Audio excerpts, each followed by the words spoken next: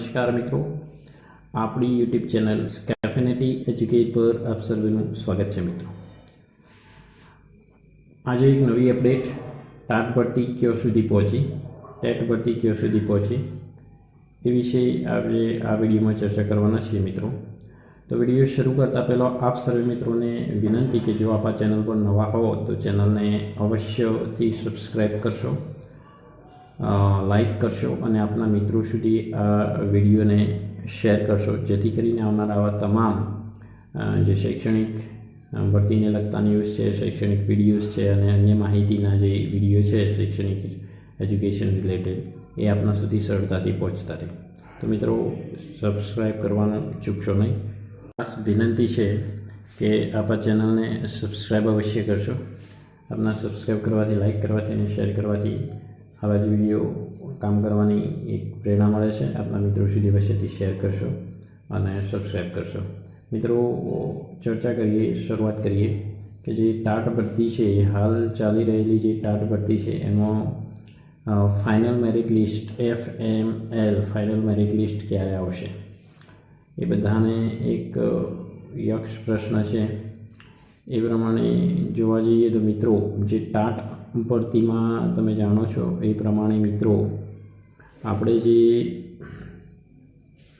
ભરતી પ્રક્રિયા છે એમાં ટાટનું ભરતીનું ફાઇનલ મેરિટ એ ટાટની ભરતીનું PML પ્રોવિઝનલ મેરિટ લિસ્ટ જાહેર થઈ ગયું છે। હવે એનું ફાઇનલ મેરિટ લિસ્ટ જાહેર થાય એ ટાટ ટેટ ભરતી પ્રક્રિયા કેટલે સુધી પહોંચી એ અત્યારે આપણે ચર્ચા કરવાના છીએ। તો જે ફાઇનલ મેરિટ લિસ્ટ અને ઓર્ડર જે મળવાની વાત હતી એમાં જોવા જઈએ તો જે ભરતી પ્રક્રિયા છે એમાં હાલ જ થોડા સમય પહેલો જે પાલિકાની અને તાલુકા પંચાયત જે પેટા ચૂંટણીઓ છે એ જાહેર થઈ ગઈ છે અને તારીખ 16/2/25ના રોજ આ ચૂંટણીઓ, પેટા ચૂંટણીઓ યોજાવાની છે। તો એ ચૂંટણીઓ અહીંયા જાહેર થઈ ગઈ છે, તો એ ભરતી પ્રક્રિયામાં ચૂંટણી આચારસંહિતાની કેવી અસર થઈ શકે? તો મિત્રો આપ સૌ અને આપણે જાણીએ છીએ પ્રમાણે જ્યારે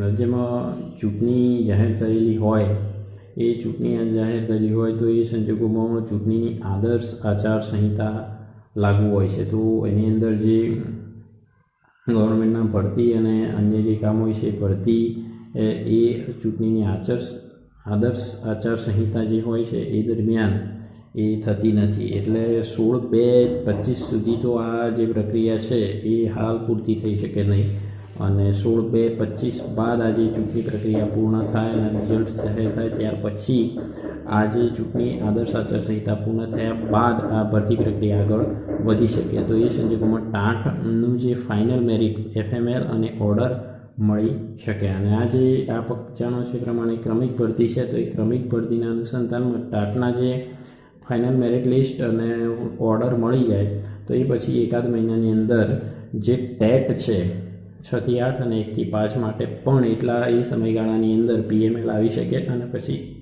એની વાધા અરજીઓ અને ફાઇનલ મેરિટ લિસ્ટ બાદ ટેટની ભરતી પ્રક્રિયા માટે પણ ફાઇનલ મેરિટ બાદ જે એની પ્રોસેસ છે આગળ વધી શકે। તો મિત્રો આજે ટેટ ભરતી છે એની રિલેટેડ આજે હાલની જે પ્રક્રિયા કેટલે પહોંચી એનો લગતો આ જે વિડીયો હતો એની અંદર આપણે ચર્ચા કરી। આવા જ વિડીયો માટે આપણી ચેનલ સાથે જોડાયેલા રહેજો મિત્રો। આપણી ચેનલને અવશ્ય સબસ્ક્રાઈબ કરશો, આપના મિત્રો સુધી શેર કરશો અને લાઈક કરવાનું ચૂકશો નહીં।